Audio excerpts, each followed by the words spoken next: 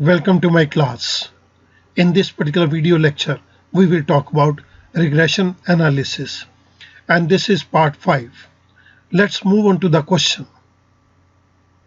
इस क्वेश्चन के अंदर हमें दो प्लेयर्स के 10 मैचेस के अंदर जितने उन्होंने रन स्कोर किए हैं वो दिए गए हैं. प्लेयर 1 X और player 2 Y. Let us denote the runs scored by player 1 as X and the runs scored by player 2 as Y. इस केस के अंदर हमारे पास 5 रिक्वायरमेंट्स हैं. The first one is calculate regression coefficients. Second, calculate regression equations. The third one, calculate correlation coefficient. The fourth one, calculate regression equation of X on Y and regression equation of Y on X by using standard deviations and correlations. And the last one is calculate intercept and slope of regression equation of X on Y and regression equation of Y on X by using Excel functions. Let's move on to the solution part. First, we need to calculate the regression coefficient. Regression coefficient को निकालने के लिए हमें कुछ चीज़ों की ज़रूरत पड़ेगी. ऑलरेडी मैंने एक स्ट्रक्चर को डिज़ाइन कर दिया ताकि हमारा टाइम वेस्ट ना हो. रिग्रेशन कोफिशिएंट को निकालने के लिए हमें डेविएशंस ऑफ X और डेविएशन ऑफ Y चाहिए. तो सबसे पहले मैं यहाँ पर टोटल को कैलकुलेट कर रहा हूँ और उसके बाद मैं मीन को कैलकुलेट करूँगा. इक्वल्स टू सम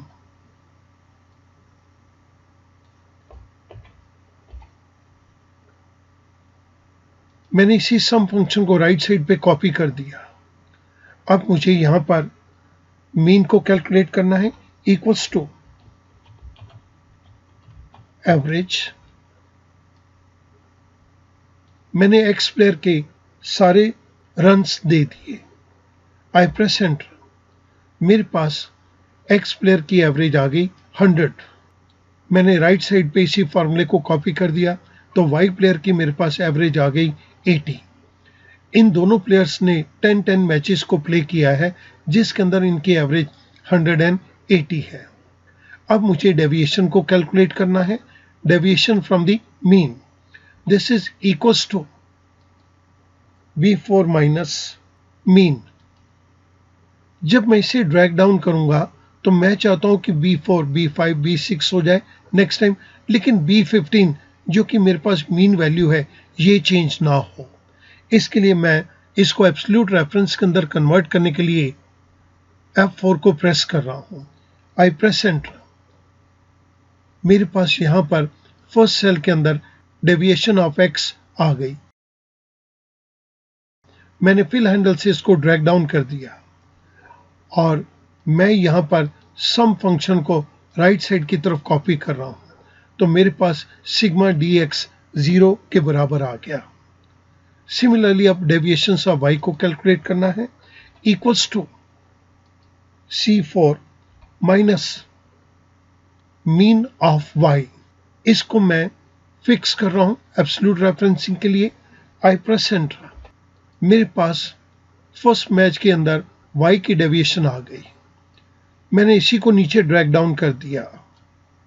अब मैं सम के फंक्शन को राइट साइड की तरफ कॉपी करता हूं. सिग्मा डेविएशन ऑफ Y भी मेरे पास 0 आ गया. This is sigma dy. अब मुझे dx स्क्वायर को टेकअप करना है. Equals to dx multiplied by dx. I press enter. मैंने फिल हैंडल के जरिए इसको नीचे ड्रैग डाउन कर दिया. सम के फंक्शन को मैंने राइट साइड पे कॉपी किया तो मेरे पास सिग्मा dx स्क्वायर 480 आ गया. Now I move on to dy square equals to dy multiplied by once again dy. I press enter. मेरे पास dy स्क्वायर आ गया. मैंने फिल हैंडल के थ्रू इसको नीचे ड्रैग डाउन कर दिया. मुझे इसका सम निकालना है तो मैंने सम के फंक्शन को राइट साइड पे कॉपी कर दिया. मेरे पास सिग्मा dy स्क्वायर आ गया. Now I need to multiply the deviation of X with deviation of Y equals to dx multiplied by dy. I press enter. Fill handle को मैं drag down कर रहा हूं और मेरे पास सभी सेल्स के अंदर dx dy की वैल्यूज आ गई। मुझे सिग्मा dx dy चाहिए।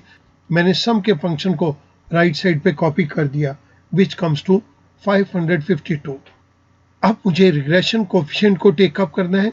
Regression coefficient of y on x के लिए हमें ये फार्मूला दिया गया है। Similarly regression coefficient of x on y के लिए हमारे पास ये फार्मूला है।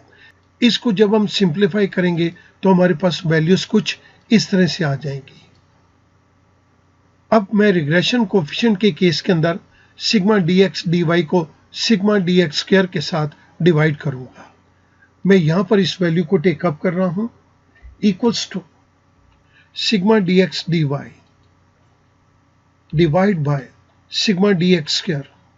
आई प्रेस एंटर। मेरे पास एक वैल्यू आ गई 1.15। ये मेरे पास वैल्यू आई है regression coefficient of y on x. Similarly, I calculate the regression coefficient of x on y equals to sigma dx dy divided by sigma dy square. This one. I press enter. मेरे पास regression coefficient of x on y आ गया 0.44373। मैं इसको इस तरह से represent कर रहा हूं। इस जगह के ऊपर BYX और नीचे BXY। अब मैं इनकी फॉर्मेटिंग भी कर देता हूं। मैंने इन दोनों को सिलेक्ट करके इसको मैं सबस्क्रिप्ट कर दूंगा। सिमिलरली मैंने X और Y को सिलेक्ट किया और इसको भी मैं सबस्क्रिप्ट कर देता हूं। हमने यहां पर जिन फंक्शन को यूज किया मैं वो आपकी रेफरेंस के लिए दे रहा हूं। मेरे पास दोनों regression coefficient y on x और x ऑन y दोनों की वैल्यू निकल कर आ गई। यहां पर मेरी फर्स्ट रिक्वायरमेंट कंप्लीट हो जाती है। हमने क्वेश्चन के अंदर कैलकुलेट रिग्रेशन कोफिशिएंट इनको कैलकुलेट कर लिया। The second requirement is calculate regression equation. यहां पर रिग्रेशन इक्वेशन को कैलकुलेट करो। मैं सबसे पहले आपको रिग्रेशन इक्वेशन इन दोनों की दे देता हूं और उसके बाद मैं इनकी कैलकुलेशंस को स्टार्ट करूंगा। यहां पर रिग्रेशन इक्वेशन है y minus y mean is equal to byx multiplied by x minus x mean. अब मैं आपके सामने equation of line of regression of y on x को टेकअप कर रहा हूं। सो यहां पर मैं वैल्यू दे रहा हूं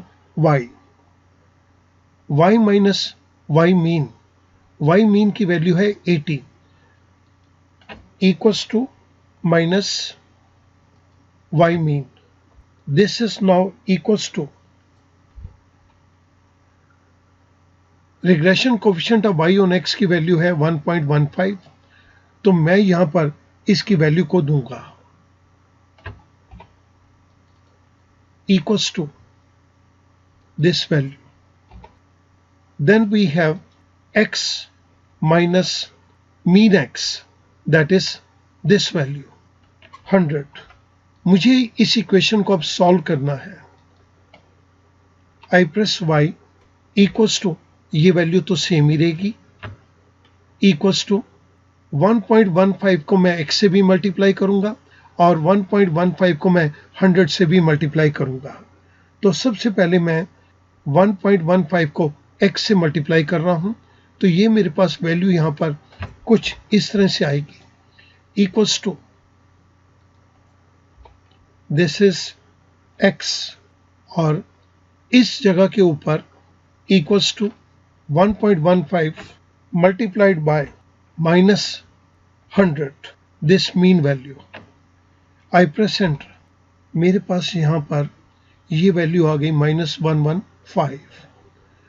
अब मैं इस इक्वेशन को आगे सॉल्व करूंगा।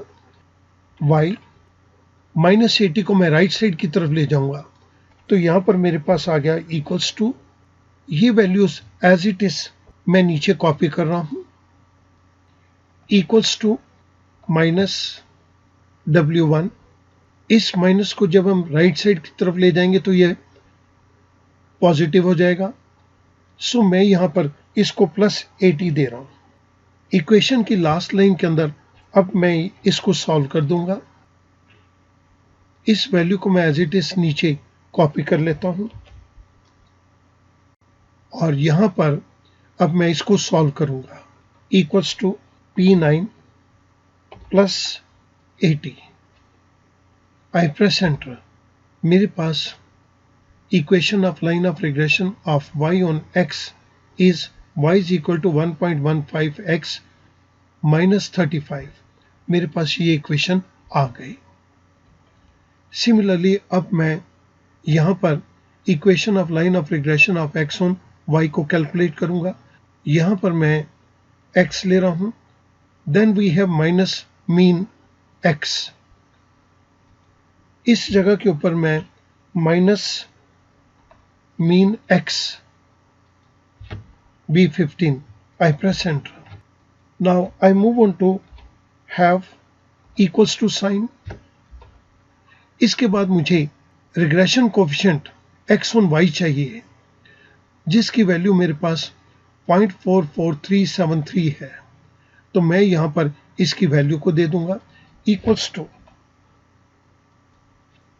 The next one is y minus mean of y।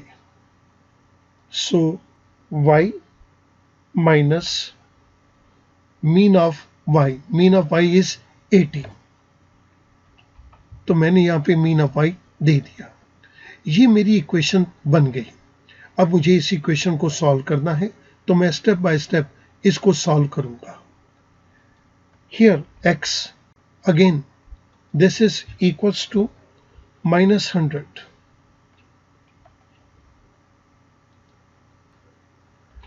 Equals to, अब मुझे 0.44373 को y से मल्टीप्लाई करना है और उसके बाद -80 से मल्टीप्लाई करना है। तो मैं इसको कुछ इस तरह से लिख सकता हूं।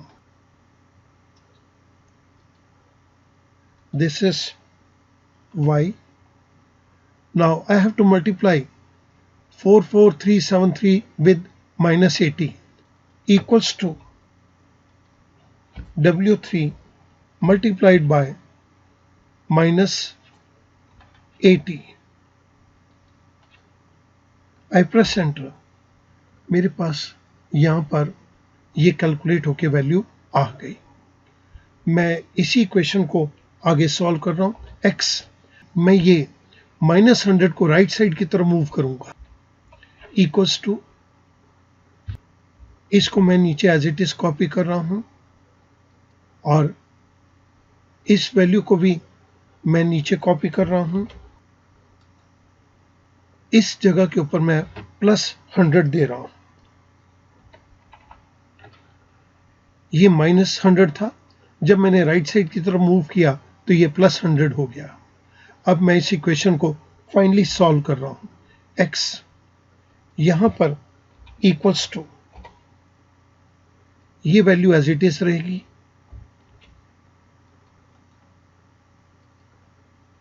और अब मुझे इसको सॉल्व करना है इक्वल्स टू Z10 + 100। मेरे पास ये वैल्यू आ गई 64.502। यहाँ पर मेरे पास दोनों रिग्रेशन इक्वेशंस निकल कर आ गई। मेरे क्वेश्चन की सेकंड रिक्वायरमेंट कंप्लीट हो गई, कैलकुलेट रिग्रेशन इक्वेशंस। अब मुझे कैलकुलेट करना है कोरिलेशन कोफिशिएंट। कोरिलेशन कोफिशिएंट को कैलकुलेट करने के लिए हमारे पास फंक्शन दिया गया है r² is equal to regression equation of y on x multiplied by regression equation of x on y। इस जगह के ऊपर मैं कोरिलेशन कोफिशिएंट को कैलकुलेट करने के लिए कोरिलेशन स्क्वायर को सबसे पहले कैलकुलेट करूंगा। This is equals to W1 multiplied by W3। I press enter. मेरे पास यहाँ पर ये r² की वैल्यू आ गई, लेकिन मुझे कोरिलेशन को कैलकुलेट करने के लिए इसका स्क्वायर रूट अप्लाई करना है। स्क्वायर रूट को अप्लाई करने के लिए मैं यहाँ पर equals to SQRT P13 I press enter. मेरे पास कोरिलेशन कोफिशिएंट आ गया 0.7143454। इसके लिए हमने जिन फार्मूलाज को यहाँ पे यूज किया है मैं वो आपकी रेफरेंस के लिए ये यहाँ पर दे रहा हूँ।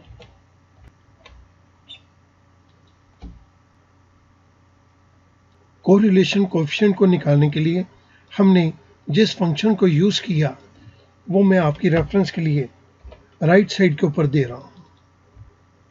अब स्टूडेंट नोट कीजिएगा कि जो कोरिलेशन कोफिशिएंट हमने रिग्रेशन के फॉर्मूलेस के थ्रू निकाला है मैं उसी कोरिलेशन को एक्सेल के कोरल फंक्शन के साथ निकालना चाहता हूं। तो यहां पर मैं कोरल फंक्शन दूंगा। कोरल के अंदर हमारे पास दो आर्गुमेंट्स हैं, array1 and array2। This is my array1 comma this is my array2 parenthesis close I press enter।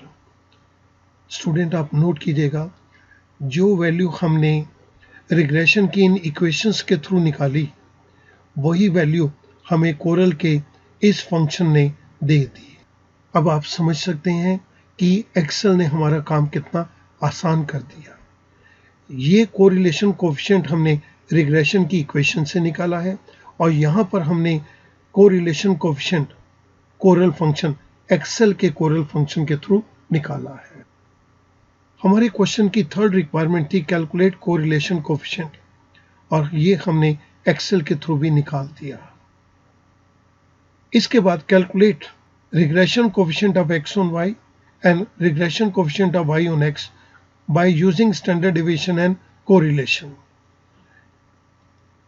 इसके लिए हमारे पास कुछ अलग तरह से फंक्शंस दिए गए हैं। मैं आपके सामने इन चीजों को यहाँ पे ले रहा हूँ, standard deviation of x and standard deviation of y। सबसे पहले मैं यहाँ पर स्टैंडर्ड डेविएशन को कैलकुलेट करूंगा और उसके लिए एक्सेल के अंदर फंक्शन है stdev standard deviation of x। मैंने ये complete range they the, parenthesis close I press enter.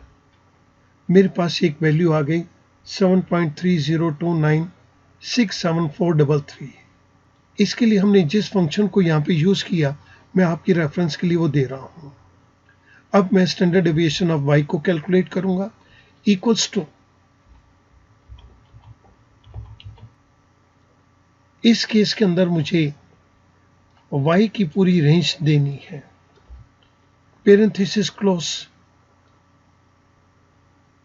I press enter. मेरे पास वैल्यू आ गई 11.75679473। हमने जिस फंक्शन को यहाँ पे यूज किया वो मैं आपकी रेफरेंस के लिए दे रहा हूं।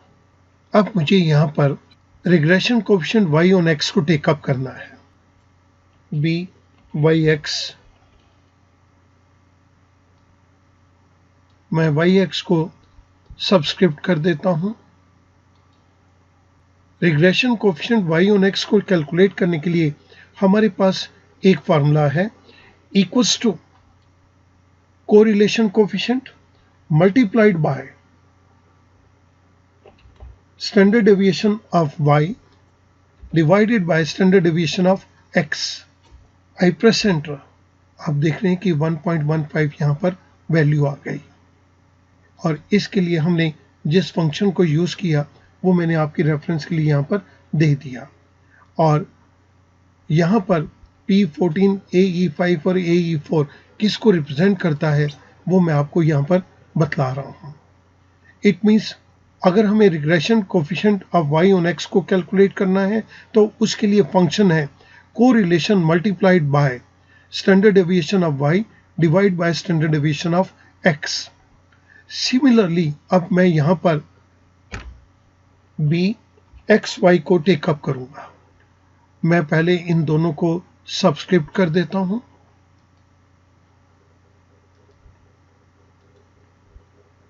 इस जगह के ऊपर मैं अब ये फंक्शन को इंप्लीमेंट करूंगा equals to correlation multiplied by standard deviation of x divided by standard deviation of y.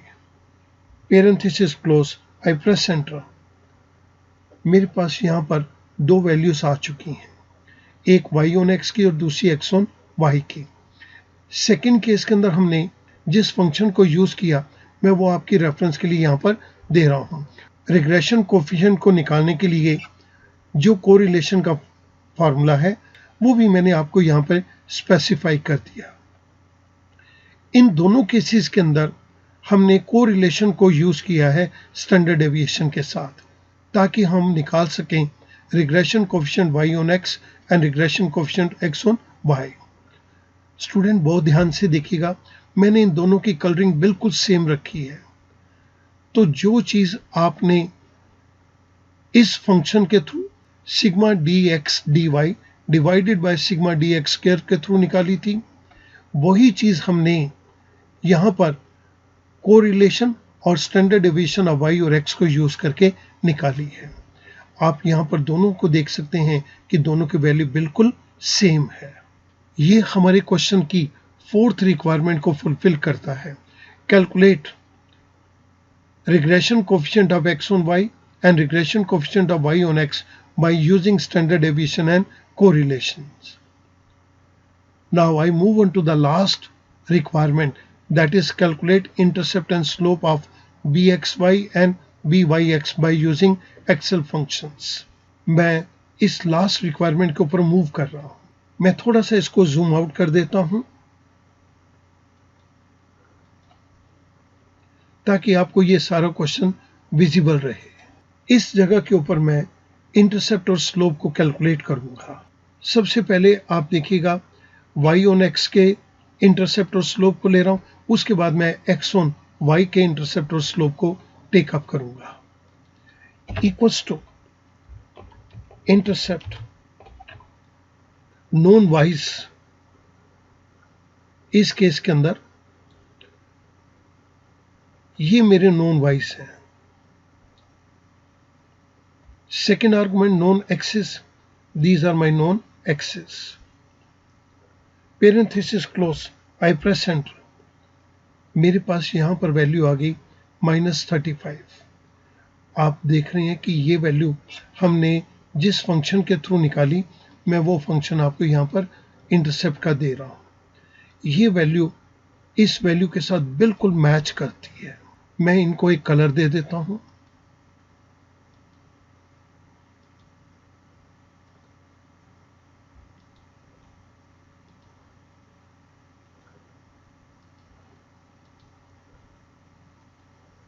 ये बिल्कुल मैच करती है। सिमिलरली अब मैं यहां पर स्लोप की वैल्यू को निकालूंगा। Equals to slope known y's, these are my known y's. Second argument known x, these are my known x. Parenthesis close, I press enter. मेरे पास यहां पर वैल्यू आ गई 1.15। हमने इसके लिए जिस फंक्शन को यहाँ पर यूज किया, मैं वो फंक्शन आपकी रेफरेंस के लिए यहाँ पर दे रहा हूं। स्टूडेंट आप नोट कीजिएगा कि ये वैल्यू स्लोप की बिल्कुल सेम है। मैंने इसको कलर दे दिया, मींस हमने जो इक्वेशंस के थ्रू ये वैल्यूज निकाली थी, वही वैल्यूज हमें एक्सेल के अंदर इंटरसेप्ट और स्लोप ने दी। This was equation of the line of regression of y on x. अब मैं लूंगा equation of line of regression of x on y। इस जगह के ऊपर मैं इसको कैलकुलेट कर रहा हूं। Equals to intercept known y's, इस केस के अंदर मेरे नोन वाइज और नोन x रिवर्स हो जाएंगे। This becomes my known y's. Second argument known x, now this becomes my known x. I close parenthesis, I press enter. हमने इस intercept को निकालने के लिए जिस फंक्शन को यूज किया है, मैं वो आपकी रेफरेंस के लिए यहां पर दे रहा हूं। अब मैं इस जगह के ऊपर स्लोप को कैलकुलेट करूंगा। नोन वाइज और नोन एक्स ये मेरे इस केस के अंदर रिवर्स हो जाएंगे। Now these are my known y's, second are my known x, ये मेरे नोन एक्स हो गए। I press enter. आप देख रहे हैं कि मेरे पास यहां पर स्लोप की वैल्यू आ गई। हमने स्लोप के लिए जिस फंक्शन को यहां पे यूज किया मैंने वो आपके रेफरेंस के लिए नीचे दे दिया। स्टूडेंट नोट करेंगे 64.502, मैं एक डिफरेंट कलर दे देता हूं। आप देखिएगा ये दोनों वैल्यूज सेम है। ये वैल्यूज आई थी हमारे पास रिग्रेशन की इक्वेशन के थ्रू, जो कि हमने स्टैटिस्टिकली सॉल्व करी, और ये हमारे पास वैल्यू आई एक्सेल के इंटरसेप्ट फंक्शन के थ्रू। अब स्लोप की वैल्यू हमारे पास 0.44373, जो कि हमारे पास रिग्रेशन इक्वेशन के अंदर स्लोप की वैल्यू हमने इस तरह से कैलकुलेट करी। ये स्टैटिस्टिकल वैल्यूज हैं और ये एक्सेल के थ्रू वैल्यूज हैं। दोनों वैल्यूज के अंदर कोई भी डिफरेंस नहीं है। मैं आपकी कन्वीनियंस के लिए इसको कलर दे रहा हूं। हमारे इस क्वेश्चन के अंदर हमारी सारी रिक्वायरमेंट्स कंप्लीट हो गई, और आप स्टूडेंट देख सकते हैं कि हमने इस क्वेश्चन को पहले स्टैटिस्टिक्स के थ्रू करना शुरू किया, बाद में हमने इस क्वेश्चन को एक्सेल के थ्रू भी कंप्लीट कर दिया। इस क्वेश्चन की पांचों रिक्वायरमेंट्स को फुलफिल कर दिया। मैं उम्मीद करूंगा इससे आपकी अंडरस्टैंडिंग इंप्रूव करेगी। Thank you very much.